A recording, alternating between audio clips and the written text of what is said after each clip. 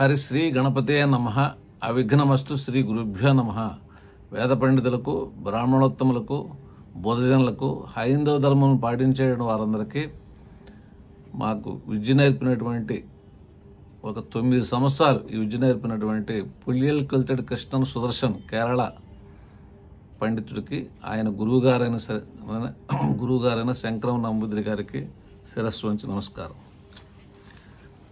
ప్రస్తుతం మనం లగ్నం నుంచి మనం గ్రహాలన్నిటి గురించి మనం ఫలితాలు తెలుసుకున్నాం.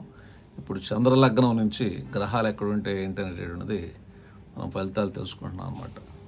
అంటే లగ్నమే కాకుండా చంద్రలగ్నం కూడా మనం తీసుకోవాలన్నమాట. చంద్రలగ్నాత్తు సూర్యుడి గురించి మనం మాట్లాడుకుంటున్నాం. ఇప్పుడు చంద్రలగ్నాత్తు సూర్యుడు అనేటటువంటిది జననకాలంలో చంద్రుడున్న రాశిలో సూర్యుడిని ఎట్టితే విదేశ గమనం, అంటే అమావాస్యలోని పుడితే ఆ చంద్రరాహులు కలిసి ఉంటారు.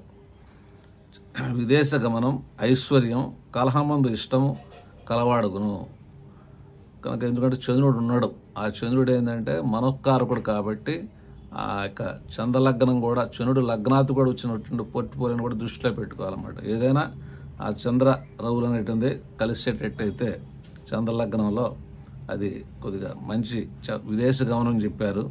ఆర్థికమైనటువంటి సంపాదన చెప్పారు. అంటే అమావాస్య పుడతాం అనేటువంటిది ఆర్థిక బలం అనేది గుర్తుపెట్టుకోవాలన్నమాట.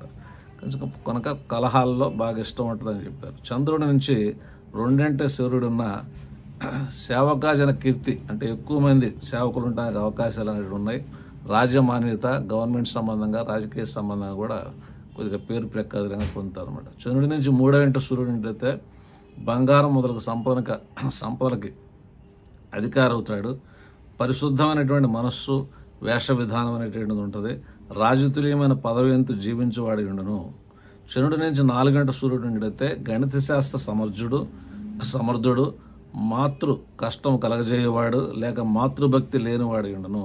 చంద్రుడి నుంచి 5వ ఇంట్లో కనుక ఈ సూర్యుడు ఉండేటైతే సంతానం అనేటటువంటిది కొద్దిగా ఎక్కువగా ఉంటుంది. స్త్రీ సంతానం అనేది కొద్దిగా ఎక్కువగా ఉంటుంది. కొద్దిగా ఆ స్త్రీ సంతానం వల్ల మనసు కొద్దిగా హ్యాపీగా ఉండటానికి అవకాశాలు ఉంటాయి అన్నమాట. చంద్రుడి నుంచి 6వ ఇంట్లో కనుక సూర్యుడు ఉండేటైతే శత్రు జయం గలవాడు సూర్యుడు, క్షేత్రకరములు చేయువాడే ఉండును. చంద్రుడి నుంచి 7వ ఇంట్లో కనుక సూర్యుడు అయితే అంటే పౌర్ణం అనమాట. చంద్రుడి నుంచి 7వ సూర్యుడు అయితే మంచి భార్య, సత్స్వభావము, మహారాజా ప్రసాదం అన్న మాన్యత, చంద్ర యుగాది వ్రతములు ఆచరిస్తారు. కనుక చంద్రుడి నుంచి 7వ సూర్యుడు ఉండటం అనేది అదే పౌర్ణం పుట్టినప్పుడు వివాహ విషయాల్లో మటుకు కొన్ని కాంప్లికేషన్స్ అనేటటువంటిది చూస్తున్నారు అనమాట. అది ప్రాక్టికల్ అనుభవంలో. బట్ ఋషీశ్వరుడు చెప్పింది 7 మంచిగా చెప్పారు అనమాట. ఇది మానసాగరుడు. చంద్రుడి నుంచి 8వ సూర్యుడు అయితే భార్యా సంబంధించిన విషయాల్లో కొంచెం వివాదాలు అనేటిది, వియోగం అనేటటువంటిది ఇది కలుగుతానికి అవకాశం ఉంది ఆ దశల్లో. కనుక మానసికంగా కూడా కొద్దిగా ఒత్తిడి గురవుతుంటాడు. చాలా రకాలైనటువంటి కష్ట నష్టాలు చెప్పాలి. చంద్రుడి నుంచి ఉంటున్నటువంటి సూర్య దశలో రోగ దుఃఖాలు అనేటువంటివి కూడా ఉంటాయి. కానీ చంద్రుడి నుంచి 8 ఉన్నటువంటి సూర్యుడికి మంచి చెప్పాల. చంద్రుడికి 9వ ఇంట్లో ఉన్నటువంటి సూర్యుడు ధర్మిష్ఠుడు, సత్యం పలుకువాడు, జైలు వాసం, మానహాని, క్లేశములు కలవాడు. కనుక ఇప్పుడు నాది తులారాశి, నాకు సూర్యుడు సరికి మిథునం, అంటే చంద్రుడి నుంచి 9 కనుక నేను 2 సార్లు ఈ యొక్క పోలీస్ స్టేషన్కి వెళ్ళటం కానీ, కొద్దిగా కాంప్లికేషన్స్ గురవటం కానీ చూశాను. అది కూడా సూర్యుడు ఇంటర్వ్యూ వెళ్ళినప్పుడు నేను బాగా చూశాను అనమాట. కనుక ఇది చాలా కరెక్ట్ అనమాట. చంద్రుడి నుంచి 9 సూర్యుడు పెడితే ఆ సూర్యుడు ఇంటర్వ్యూ అప్పుడు చాలా జాగ్రత్తగా ఉండాలన్నమాట. చంద్రుడి నుంచి 10వ ఇంట్లో సూర్యుడు పెడితే ధనికులు కూడా సమయం చూసి మాట్లాడాలి. ఇది కోటీశ్వర యోగంతో సమానం అనమాట. చంద్రుడి నుంచి 11 కనుక సూర్యుడు పెడితే రాజపూజితుడు, జ్ఞాని, ప్రసిద్ధుడు, వాళ్ళ క్యాస్ట్లో బాగా పేరు ప్రఖ్యాతి పొందడానికి అవకాశం అనేటువంటి ఉన్నాయి. అంటే కులశ్రేష్ఠుడు.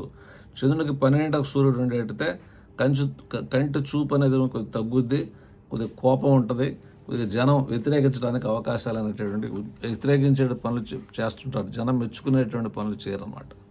అది మంగళ మహత్ శుభం భూయాత్.